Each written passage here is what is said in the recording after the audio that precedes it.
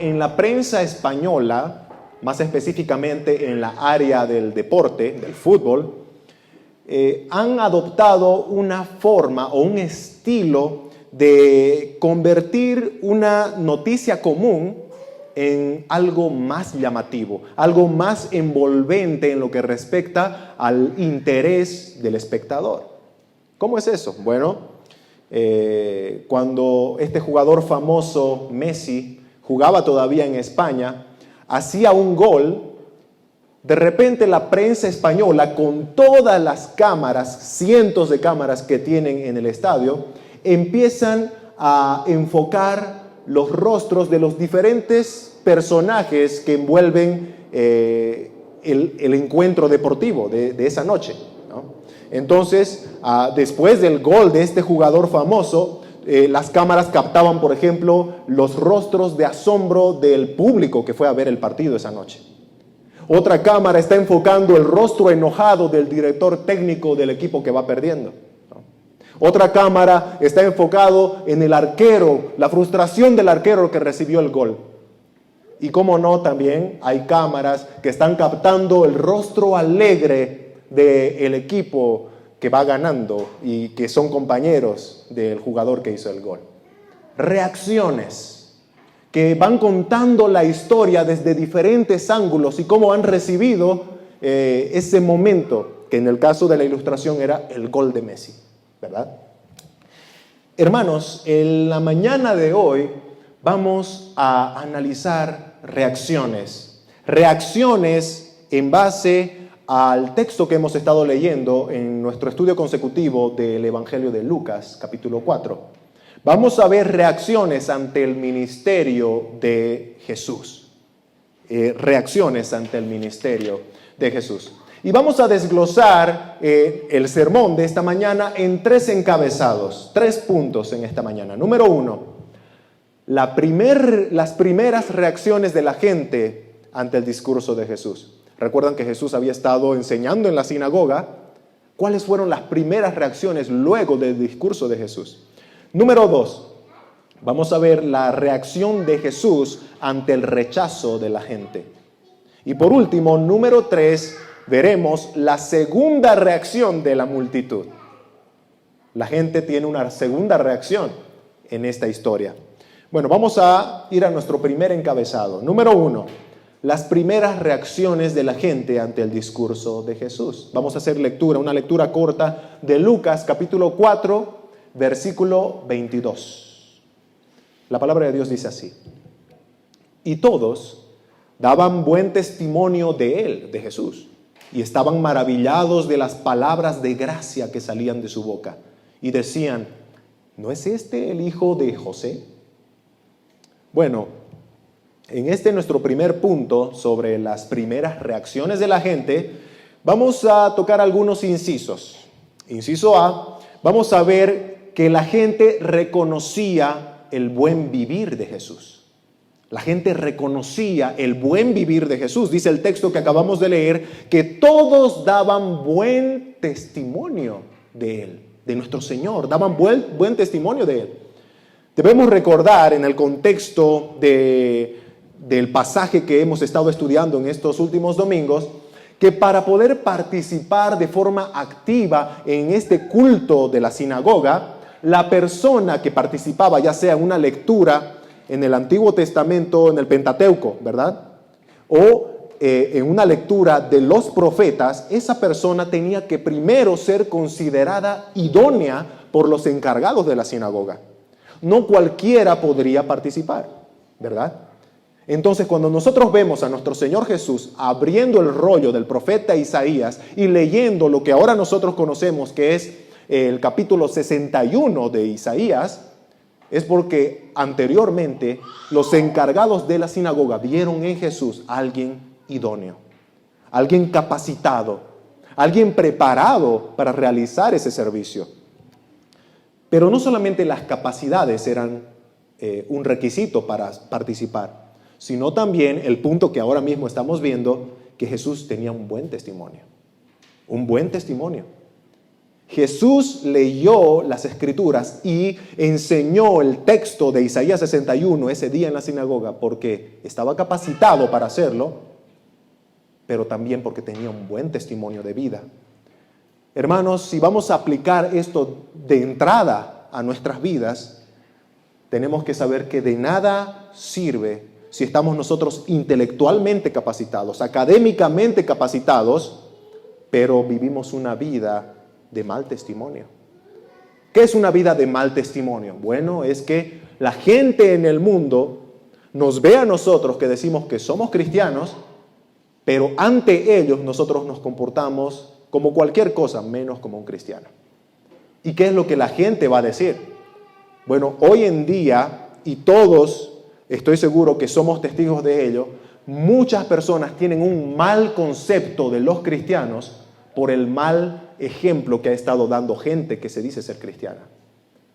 Alguna vez una persona me dijo, cuando yo le comenté, ¿no? Yo le dije, mire, yo soy cristiano, yo voy a una iglesia, ¿no? Escucho la palabra de Dios allá. La respuesta de esta persona fue, ¿sabe qué? Para mí todos los cristianos son unos ladrones, porque mi hermano es cristiano y él es un ladrón. ¿Se dan cuenta el concepto que esta persona tiene de los cristianos por culpa de una persona que dice ser cristiana pero no se comporta como tal? Eso es dar un mal testimonio. A eso nos referimos, ¿verdad? Hay muchas personas que tal vez están capacitados intelectualmente, se conocen la Biblia de tapa a tapa, pero no tienen una vida que los respalda. Están dando mal testimonio. Y lo triste es que la reputación nuestra no es la que está en juego aquí. No es que nosotros estamos preocupados porque la gente va a hablar mal de ti. No ese es el tema. Recuerda, cuando tú te llamas cristiano, estás diciendo soy un seguidor de Cristo. Por eso soy cristiano, porque sigo a Cristo. Automáticamente tú te estás identificando con Cristo y con su iglesia, con su pueblo, con su cuerpo. Tú representas a Cristo. Cuando nosotros damos mal testimonio, estamos haciendo blasfemar el nombre de nuestro Señor. Y debe haber un santo equilibrio entre lo que yo digo creer y mi vida diaria, ¿verdad? Tiene que haber un equilibrio. Filipenses, ahí en la Escritura, Filipenses capítulo 1, versículo 27a, el apóstol Pablo le escribe a esta iglesia con respecto a la forma de vida de un cristiano y le dice, solamente que os comportéis como es digno del evangelio de Cristo. Cristiano, Pablo le dice a los filipenses y a nosotros, compórtate a la altura del evangelio que predicas. Recuerda, todos daban buen testimonio de Jesús. La pregunta para nosotros es, ¿nos estamos comportando en nuestra vida diaria a la altura de ese evangelio que predicamos? ¿O de ese evangelio que hemos creído?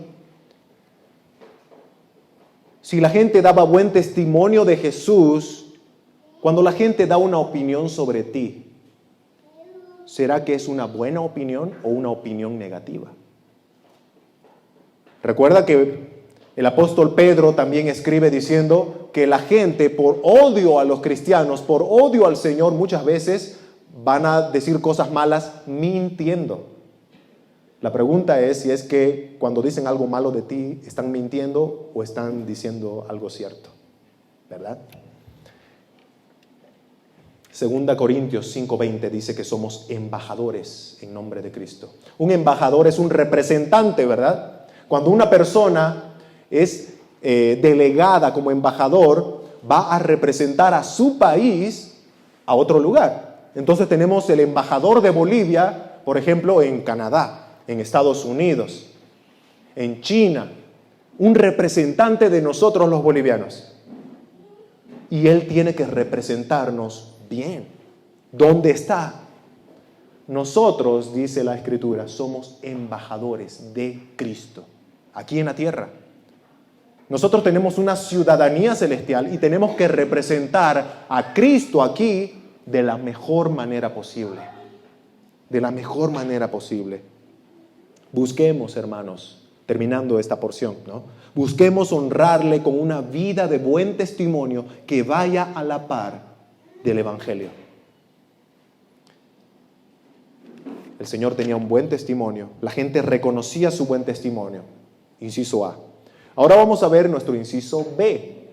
La gente se asombraba por su sabiduría y autoridad al enseñar. Recordemos que en este momento estamos viendo las primeras reacciones de la gente después del discurso de Jesús.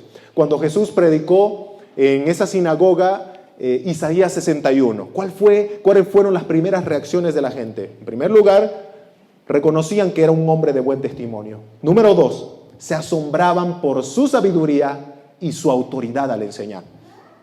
Lucas 4:22, dice la Escritura, y todos daban buen testimonio de él, de Jesús, y estaban maravillados de las palabras de gracia que salían de su boca. Maravillados.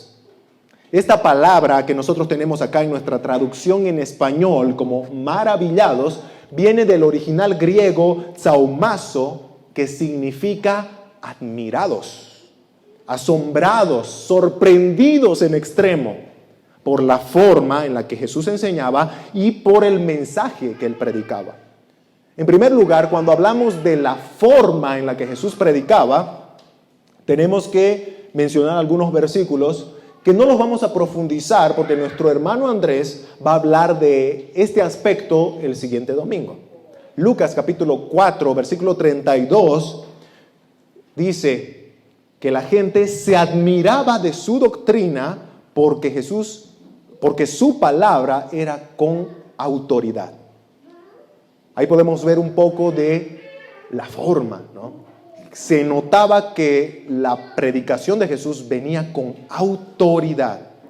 En el paralelo, en otro evangelio, en Mateo 7:29, nos dice que les enseñaba como uno que tiene autoridad y no como sus escribas. Interesante ese contraste que hace, ¿no?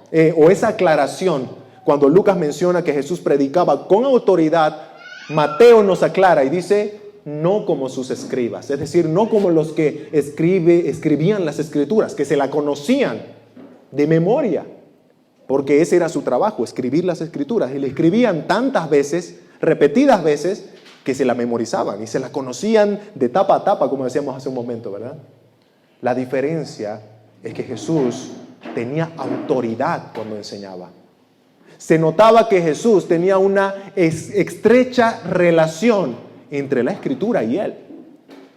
Y debemos recordar que fue su Espíritu mismo quien inspiró la Escritura, quien inspiró la palabra de Dios, el Espíritu Santo, ¿verdad?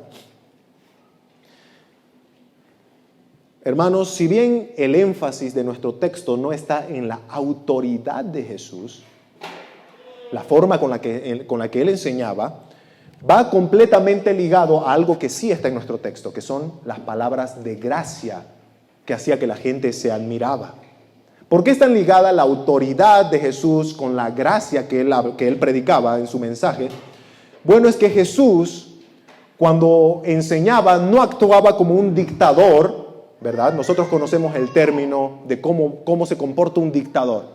Bueno, Jesús, cuando enseñaba, no era un dictador que luego de repente venía con un mensaje manso y delicado, que confundía a la gente. Se comporta como dictador, pero predica bonito, ¿no? Su mensaje es amable. No se está refiriendo a una predicación que va en contra de una personalidad. Jesús era genuino, siempre, en todo tiempo. Y era coherente entre su personalidad y su mensaje. Por ejemplo, Jesús expresaba gracia en su vida y predicaba gracia en su mensaje. Jesús expresaba autoridad en su vida, era firme y al mismo tiempo predicaba con autoridad. Las dos cosas las aplicaba al mismo tiempo. El Señor Jesús nunca doraba la píldora a nadie. ¿Qué significa dorar la píldora? Adular a alguien, ¿no? Decirle las cosas que le gustan para no molestarlo y para mantener por ahí una buena relación, ¿no? Bueno, Jesús no le doraba la píldora a nadie. Jesús hablaba con gracia, pero al mismo tiempo con autoridad. Por ejemplo, cuando nuestro Señor Jesús en Juan capítulo 10 está enseñando sobre el buen pastor y dice, ¿verdad? Yo soy el buen pastor. El buen pastor su vida da por las ovejas. Y en ese contexto Jesús enseña y dice, Juan 10, 27 al 29, mis ovejas oyen mi voz y yo las conozco y me siguen. Y yo les doy vida eterna y no perecerán jamás, ni nadie las arrebatará de mi mano. Mi Padre que me las dio es mayor que todos y nadie las puede arrebatar de la mano de mi Padre. ¡Wow! Esas son palabras de gracia. Esas verdaderamente son palabras que dan seguridad a cualquiera que ya se siente en las manos de Dios por la fe. Esas son palabras que alientan, ¿verdad? Pero Jesús, aunque predicaba con gracia, predicaba con autoridad, con firmeza. Y así como también hablaba de los que están seguros en las manos de Dios, también decía de aquellos que no lo están. Juan 10, 26, en el mismo discurso Jesús dice, pero vosotros no creéis, porque no sois de mis ovejas. ¡Wow! ¿Se dan cuenta cómo están sincronizadas la gracia y la autoridad de Jesús al predicar? Él no iba a dejar a las personas que no creían y que estaban ahí en el grupo sabiendo o sin saber que estaban en problemas. Él iba a decirles. Jesús enseña con autoridad de que los que no creen en Él no son sus ovejas. Y por ende, si no son sus ovejas, no están en las manos del Padre. Y si no están en las manos del Padre, tampoco pueden gozar de la seguridad eterna de su alma. ¿Se dan cuenta el mensaje de Jesús? Hermanos, predicar con gracia no significa predicar cosas que te gustan escuchar. Jesús predicaba con gracia, pero muchas veces decían cosas que a la gente no les agradaba escuchar, pero era lo que necesitaban escuchar. Eso es gracia. Eso es gracia. Jesús era admirado por todos con sus enseñanzas. Y mucho más ahí en Nazaret. Recuerden que están en la sinagoga en Nazaret, rodeado de personas que lo vieron crecer desde niño. Ahora vamos a ver que este aspecto de que eran personas que conocían a Jesús desde niño, más que algo positivo, resultó en algo negativo. Inciso C. La gente despreció a Jesús por su estatus en la sociedad. Estamos viendo las primeras reacciones de la gente ante el ministerio de Jesús. Número 1, hemos visto que se admiraban de su buen testimonio, ¿verdad? Luego, número 2, se admiraban de su forma de enseñar. Y ahora, número 3, vamos a ver que lo despreciaron. Lo despreciaron por su estatus en la sociedad, por su posición social. Lucas 4:22b dice, y las personas decían, ¿no es este el hijo de José?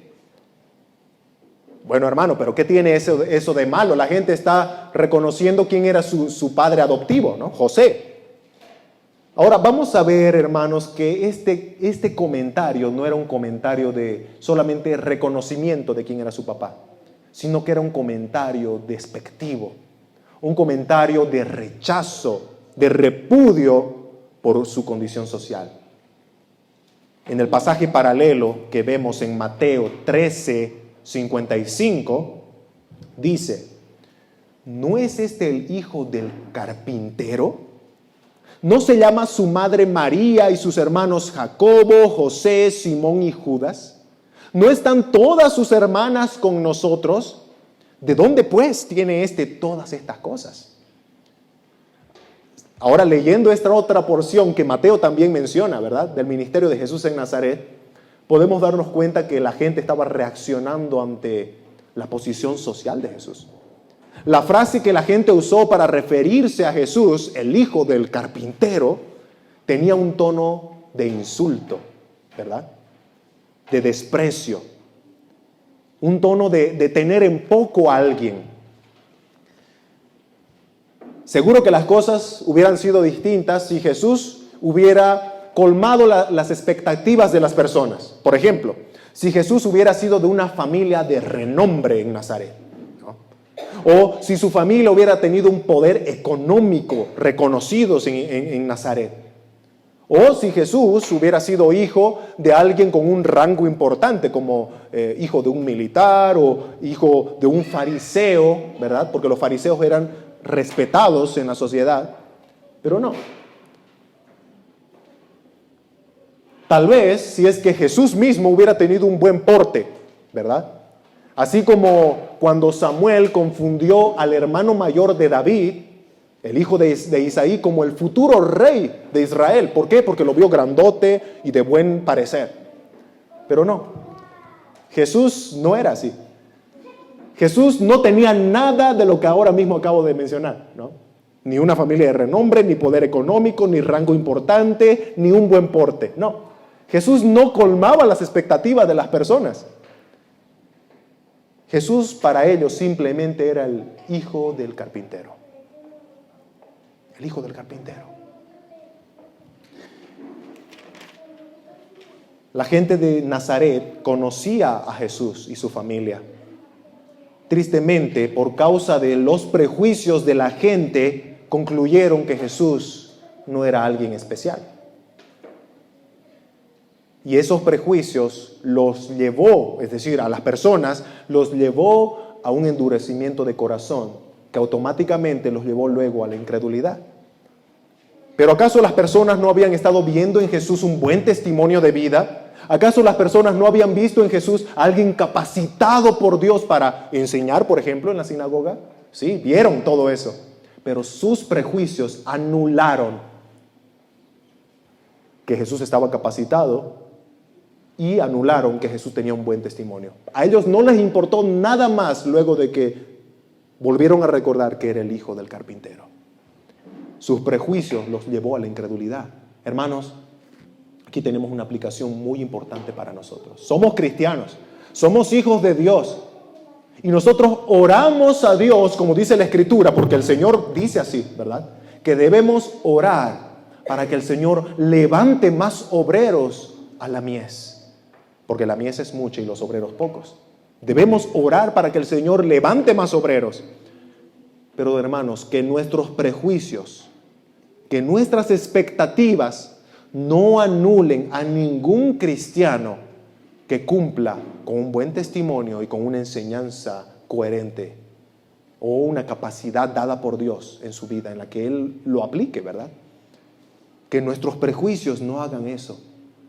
Los judíos en la sinagoga reconocían el buen testimonio de vida de Jesús y reconocían su autoridad al enseñar, pero por ser hijo del carpintero lo anularon, lo despreciaron y despreciaron junto con él a su mensaje de gracia. Esas fueron las primeras reacciones ante el discurso de Jesús. Terrible, ¿verdad? Era terrible. Ahora vamos a entrar a nuestro punto número 2. ¿Cuál fue la reacción de Jesús ante el rechazo de la gente?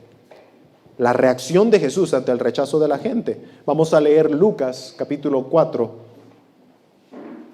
versículo 23 al 24. Lucas 4, 23 al 24. La palabra de Dios dice de la siguiente manera. Jesús les dijo: sin duda me diréis este refrán: médico, cúrate a ti mismo. De tantas cosas que hemos oído que se han hecho en Capernaum, haz también aquí en tu tierra. Y añadió Jesús: de cierto os digo que ningún profeta es acepto en su propia tierra. Vamos a ver algunos incisos en este punto de la reacción de Jesús ante el rechazo de la gente. Inciso A: Jesús lee los pensamientos de la gente. Jesús lee los pensamientos de la gente. Tenemos que ver acá, por ejemplo, que cuando nuestro Señor Jesús dice: sin duda me diréis este refrán, es porque Jesús ya sabía lo que las personas estaban pensando. Y alguno aquí tal vez dirá, pero ¿será que Jesús tenía esa capacidad de leer pensamientos? De poder saber el sentir del corazón de la gente. Bueno, la Escritura nos dice que sí, que Jesús tenía esa capacidad.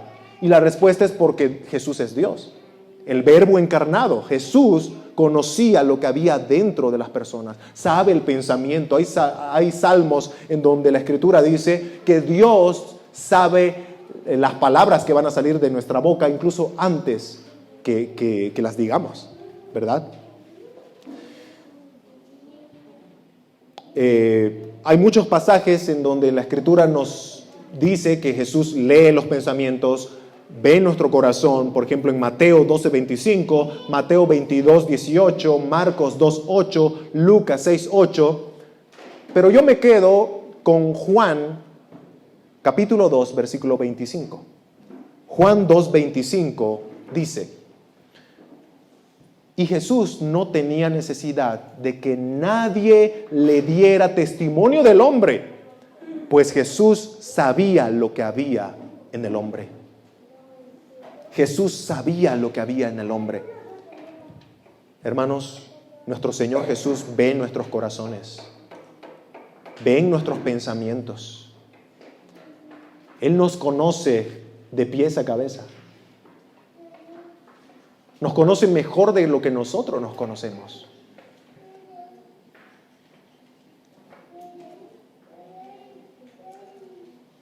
Así que no es descabellado pensar que Dios hecho hombre conoce nuestros pensamientos y conocía los pensamientos de estos incrédulos en la sinagoga.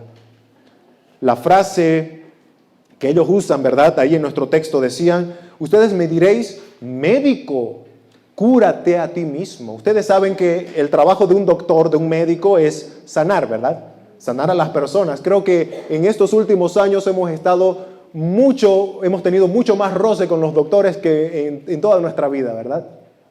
Todos de alguna manera conocemos la labor importante de un médico.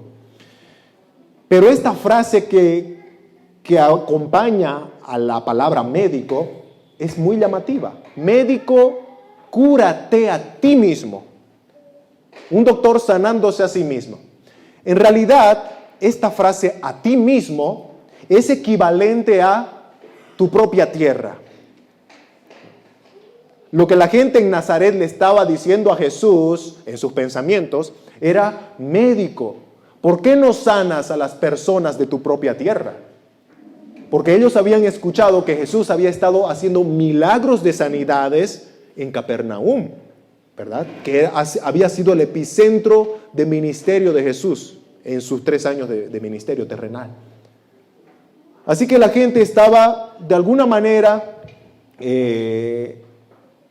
reclamando, por así decirlo, que si Jesús estaba sanando afuera, ¿por qué no lo hace a los de su tierra?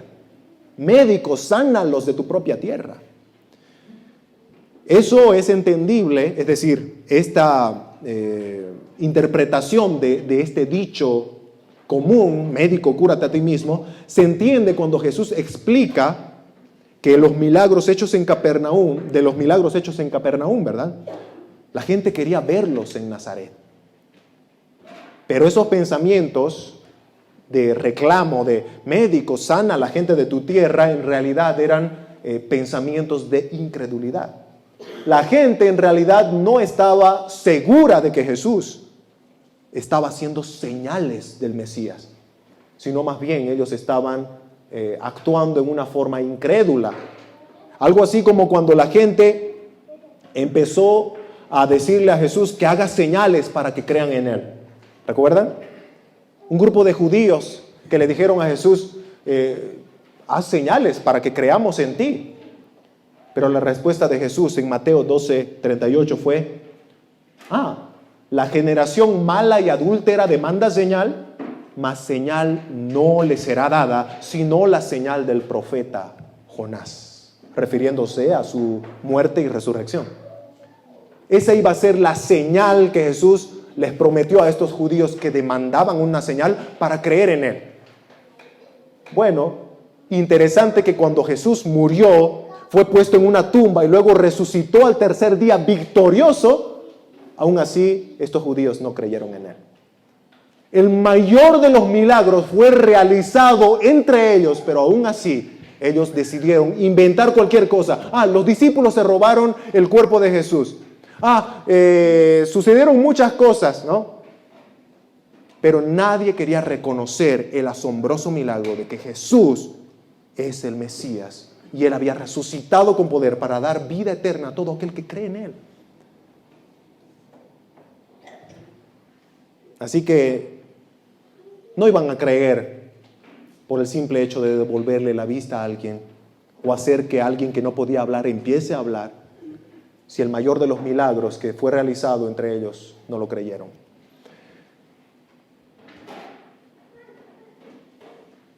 Como veíamos anteriormente, en nuestro punto anterior, para la gente en Nazaret, Jesús era solo el hijo del carpintero, ¿no? En un tono despectivo dicho por ellos mismos. Por eso no le honraron, por eso no creyeron que Isaías 61, predicado por Jesús, se cumplía en Él mismo. Recuerden cómo empezó Jesús la explicación de esa lectura que hizo, ¿no? Jesús empezó diciendo: hoy se ha cumplido esta escritura entre vosotros. Es decir, el personaje de Isaías 61 soy yo. Ellos no iban a creer que el hijo del carpintero, alguien que ellos vieron crecer desde niño, era el Mesías. No, ellos decidieron no creer. Por eso terminó diciendo en el verso 24, ningún profeta es acepto o es honrado en su propia tierra. Por eso siempre va a haber mayor resistencia hacia el evangelio de parte de los más cercanos a nosotros, ¿verdad? ¿Cuántos de nosotros no hemos tenido tal vez esa experiencia de que los más cercanos a nosotros son los que están más endurecidos al evangelio? Y es que son personas que, como con Jesús, ¿verdad?, nos vieron crecer tal vez desde pequeños, incluso hasta antes de conocer a Jesús y ser perdonados por Él, conocieron nuestra vida pasada, cómo éramos nosotros en el mundo, y tienen ya en su mente un concepto de, pero sí es Franco, yo conozco a Franco cómo era, pero ellos no han visto la obra de Dios en la vida de alguien que ha sido cambiado, que ha nacido de nuevo por la fe en Jesús.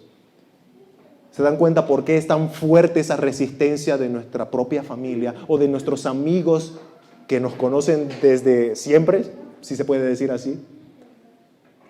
Ahora, hermanos, con esto no te estoy desanimando. No te estoy diciendo que no les prediques, al contrario, predícales. Sigue predicando el evangelio. Por el hecho de que percibamos mayor resistencia o prejuicios de parte de aquellos que son cercanos a nosotros, no dejes de insistir con el evangelio. ¿Sabes por qué? Porque para Dios no hay imposibles. Porque para el Señor no hay imposibles. Él es el Dios que lo puede todo. Y nosotros tenemos que pedir la dirección del Señor, la valentía, ¿no?, la fortaleza, la paciencia, pero debemos insistir. Así que veíamos en nuestro punto, o en nuestro inciso A, que Jesús leía los pensamientos de la gente, ¿no? Y ahí va instruyéndoles a través de ese pensamiento de incredulidad de la gente. Inciso B, Jesús enseña que para la misericordia de Dios no hay fronteras. Para la misericordia de Dios, hermano, hermana, no hay fronteras, no hay límites. Lucas capítulo 4, versículo 25 al 27 dice, Jesús está hablando, ¿verdad? Dice, y en verdad os digo que muchas viudas había en Israel en los días de Elías, cuando el cielo fue cerrado por 3 años y 6 meses, y hubo una gran hambre en la tierra. Pero a ninguna de esas viudas fue enviado Elías, sino a una mujer viuda en Sarepta de Sidón. Y muchos leprosos había en Israel en tiempos del profeta Eliseo, pero ninguno de ellos fue limpiado, sino Naamán, el sirio. Algo que apreciamos aquí es que Jesús usaba la Sagrada Escritura como el fundamento de su enseñanza.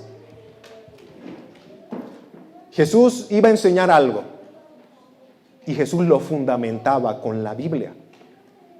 Nuestro Señor usa dos relatos para poder robustecer lo que Él iba a enseñar. El primer relato que hace mención es el relato de la viuda de Sarepta de Sidón. Relato que, por cierto, está ubicado en el primer libro de Reyes, capítulo 17, versículos 8 al 24. Y algo que llama la atención de este pasaje, y Jesús lo menciona en nuestro texto en Lucas, es que Elías fue enviado por Dios a ese lugar. No sé si ustedes tal vez en lo que recuerdan de la historia, ubicaban esta parte en Primero de Reyes 17, 8 al 9. Vino luego a él, a Elías, palabra de Jehová, diciendo: levántate, vete a Sarepta de Sidón y mora allí. He aquí, yo he dado orden allí a una mujer viuda que te sustente. A veces pensábamos que tal vez Elías estaba caminando y de repente se cruzó con la viuda, ¿no? No, fue una orden de Dios. Por eso Jesús dice que Elías no fue enviado a las viudas de Israel, sino a una extranjera, de Sarepta de Sidón. ¿Por qué razón Dios haría algo así? ¿Por qué enviaría a mostrar su misericordia, su gracia, su presencia especial a través de su siervo a una viuda extranjera, habiendo tantas viudas en Israel? Ese es el dilema que Jesús empieza a levantar en la sinagoga, ¿no? Hermanos, el soberano Dios mandó al profeta ir donde esta viuda, que no era israelita, y ella recibió el favor de Dios, la gracia de Dios, sin ser judía. Ahora mismo vamos a analizar un poquito eso, pero vamos a ver el segundo relato. El segundo relato que Jesús menciona aquí en su exhortación a la gente, en su reacción luego del rechazo, es el relato de Eliseo y Naamán. Eliseo y Naamán. Este relato se encuentra en el capítulo 5 del libro de Segunda de Reyes. Naamán era un general del ejército sirio. Estos eran enemigos de Israel. Ahora se van a dar cuenta por qué también esto no gustó a la gente en la sinagoga. Los sirios eran enemigos de Israel y este hombre, el general sirio, estaba enfermo, tenía lepra. Pero al Dios soberano le plació poner sus ojos en este pecador no judío para darse a conocer a él. De manera que esta historia de Naamán termina con este general reconociendo y diciendo: he aquí, ahora conozco que no hay Dios en toda la tierra sino en Israel. ¡Wow! ¿Se dan cuenta? La soberanía y la misericordia de Dios para que este hombre no perteneciente al pueblo de repente conozca al Dios poderoso de Israel. Es asombroso. Y Jesús empieza a resaltar aquello. Jesús está enseñando algo maravilloso, que la misericordia de Dios no tiene límites, no tiene fronteras y sobrepasa nuestras expectativas. Por eso el Evangelio llegó a nosotros, hermanos. Por eso ahora nosotros podemos decir que hay siervos de Dios bolivianos, porque el Evangelio no tiene límites, porque la misericordia de Dios no tiene límites, ¿verdad? Porque un día a Dios, o desde antes de la fundación del mundo, a Dios le plació salvar también a los gentiles, a nosotros. Un comentarista dice lo siguiente, y me encantó. Cuando lo leí yo dije: wow. Jesús, dice este teólogo, Jesús rebate la idea equivocada de la gente en cuanto a que Nazaret tenía un derecho especial sobre él, sobre Jesús, a raíz de ser el lugar donde Jesús se había criado. Al parecer, los de Nazaret pensaban que la gente que vivían en otros lugares debían ser tratadas como extranjeros. Su actitud era más o menos así: nos han informado que has estado realizando grandes obras en Capernaum, pero ¿qué de nosotros? Así que Jesús ahora muestra que hay amplitud en la misericordia de Dios, amplitud como la inmensidad del mar. Estas personas de Nazaret tenían una mente un poquito estrecha, ¿verdad? Ah, no, Jesús es nuestro, Él es de Nazaret, así que te quedas aquí y nos sirves a nosotros. No. Jesús les va a enseñar que la misericordia de Dios es amplia y se expande hacia todo el mundo. Ahora vamos a pasar a nuestro último punto, la segunda reacción de la multitud.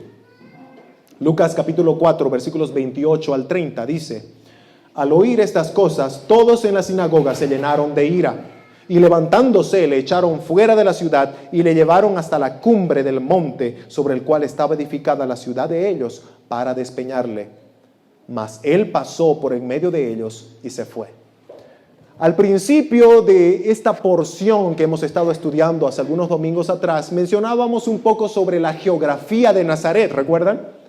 Nazaret estaba ubicada en una región montañosa y rocosa a la vez. Entonces tenía porciones elevadas y tenía acantilados rocosos.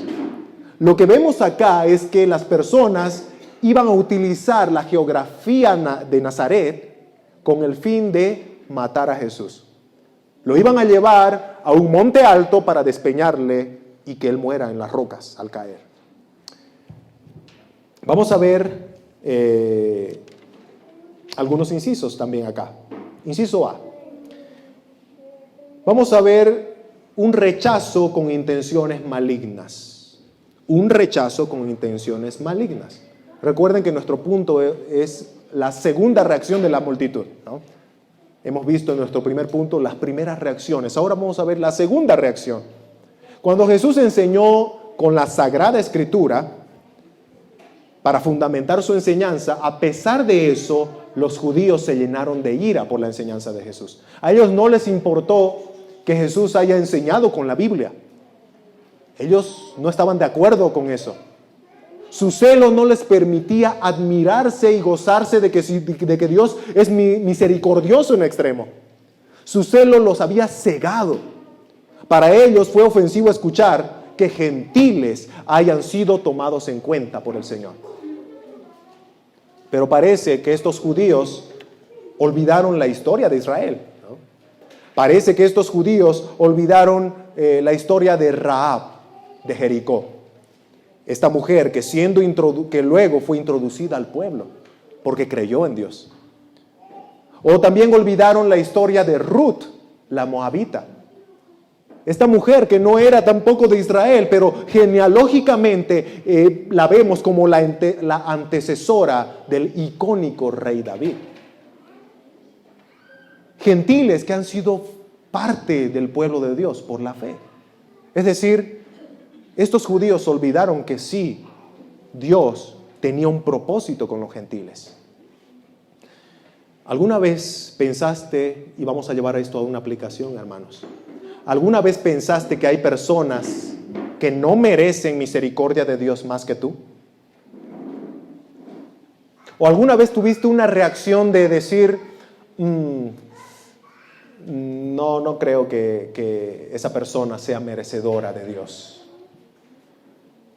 Bueno, ese era el sentir de estos judíos, al no desear la salvación para los gentiles. Pero hay algo cierto en este pensamiento que muchas veces puede venir a tu cabeza, ¿no? Cuando tú piensas, esa persona no merece el favor de Dios. ¿Sabes qué? La verdad es que sí, esa persona no merece el favor de Dios. Así como tú tampoco la mereces. Yo tampoco la merezco. Nadie merece el favor de Dios. Nadie puede ganarse el favor de Dios. Nadie puede ganarse la gracia. Es imposible. Pero sí, es Dios quien tiene misericordia. Porque Él quiere, no porque tú le caíste bien a Dios, ¿no? Sino porque Él quiere tener misericordia. Dice en Romanos 9, 15 al 16, el apóstol Pablo está escribiendo y cita el Antiguo Testamento: tendré misericordia del que yo tenga misericordia y me compadeceré del que yo me compadezca. Así que no depende del que quiere ni del que corre, sino de Dios que tiene misericordia. ¿Se da cuenta que no depende ni de ti ni de mí, sino de Dios que tiene misericordia? Tú no te ganaste la misericordia de Dios, yo no me gané la misericordia de Dios. Él quiso tener misericordia de ti y de mí. Y eso tiene que alentarnos y tiene que darnos gozo. Que Dios se haya fijado en ti, aunque no lo mereces, y haya tenido misericordia. Eso es suficiente para alzar nuestras voces al cielo y decir: gloria a ti, Señor.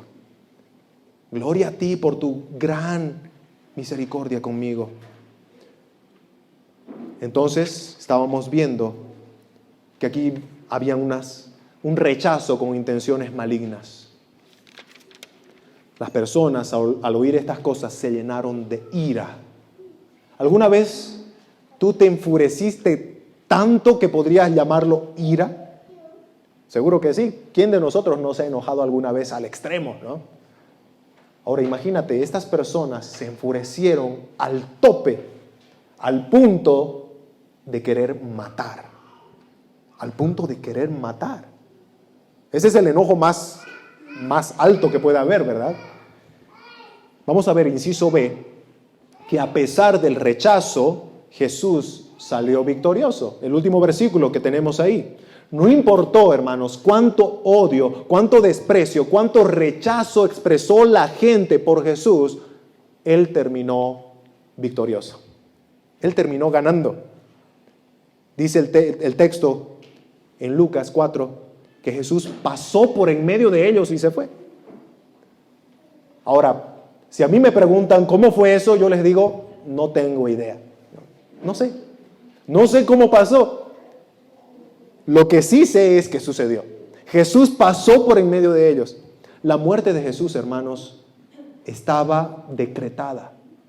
Ya desde antes de la fundación del mundo, la deidad había decretado qué día, qué hora y de qué forma iba a morir Jesús.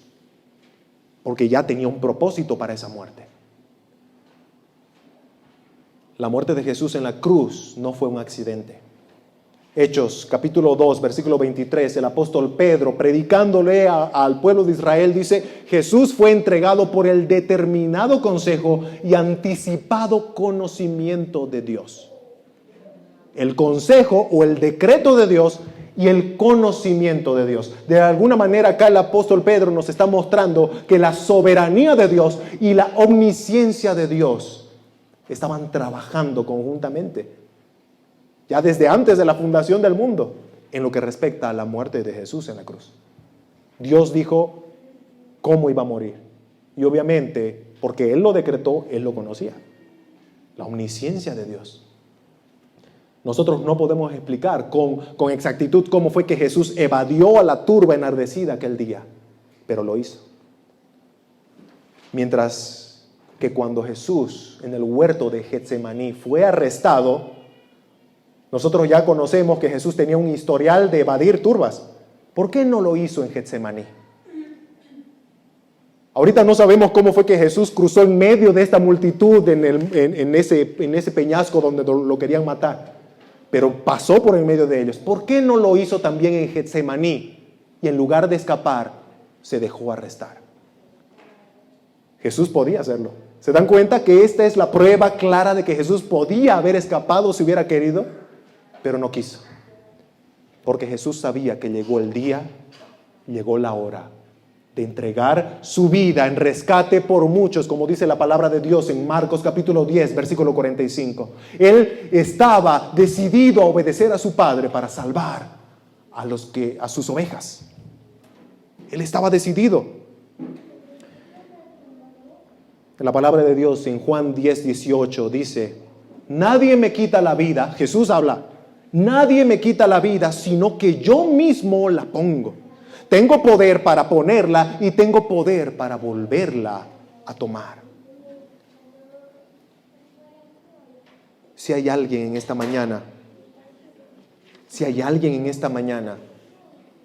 que se ha dado cuenta que todavía no ha creído en Jesús, y se ha dado cuenta que tiene el peso de sus pecados sobre él, sobre ti, cree en el Señor Jesucristo y serás salvo. Cree en el Señor Jesucristo y recibirás el perdón de todos tus pecados, no importa cuáles son. Pero Jesús no se dejó agarrar en el huerto de Getsemaní, tampoco se dejó llevar a la cruz en vano, pudiendo escapar, pudiendo incluso bajar de la cruz a través de la tentación que recibía, ¿verdad? ¿Cuántos no se hacían la burla y decían, si eres el Mesías, baja de la cruz? Oh, el Señor podía hacerlo, pero no lo hizo. Él no lo hizo por amor a sus ovejas. Y como leía el texto hace un momento, sus ovejas oyen su voz y le siguen. En esta mañana estás oyendo la voz de Jesús diciendo, ven a mí, cree en mí, póstrate a mis pies, que yo te levantaré, sanaré tus heridas, perdonaré tus pecados, pero ven a mí y cree en mí. ¿Estás escuchando la voz de aquel buen pastor que te llama? Y bueno, ahora unas aplicaciones para la iglesia, para los cristianos. En conclusión, número 1, la gente reconocía el buen testimonio de la vida de Jesús. Estamos nosotros desafiados, hermanos, como cristianos, estamos desafiados a vivir coherentemente con el evangelio que predicamos. El evangelio de gracia, el evangelio de misericordia, pero también un evangelio de justicia, un evangelio de verdad. Tenemos que aplicar todas esas actitudes en nuestra vida. Número 2, Jesús fue despreciado por los prejuicios de la gente, ¿verdad? El hijo del carpintero, no creo que sea alguien especial, ¿no? A pesar de que mostraba lo especial que era. Hermanos, nunca tengamos en poco a nadie. Nosotros no cometamos el error de poner en poco a alguien solo porque no cumple las expectativas de nuestra mente. Recordemos que es suficiente si esa persona, si ese cristiano cumple los requisitos que Dios ha estipulado en su palabra. Una vida de buen testimonio y capacidades que Dios le ha dado porque ahora es hijo de Dios por la fe. Suficiente. No veamos grados, no veamos preparación académica para ponerle en alta estima o tenerle en poco. Veamos lo que Dios quiere que veamos. Número 3, Jesús tuvo resistencia de los más cercanos a Él. La Escritura nos muestra que hasta sus propios hermanos no creían en Él y se le hacían la burla.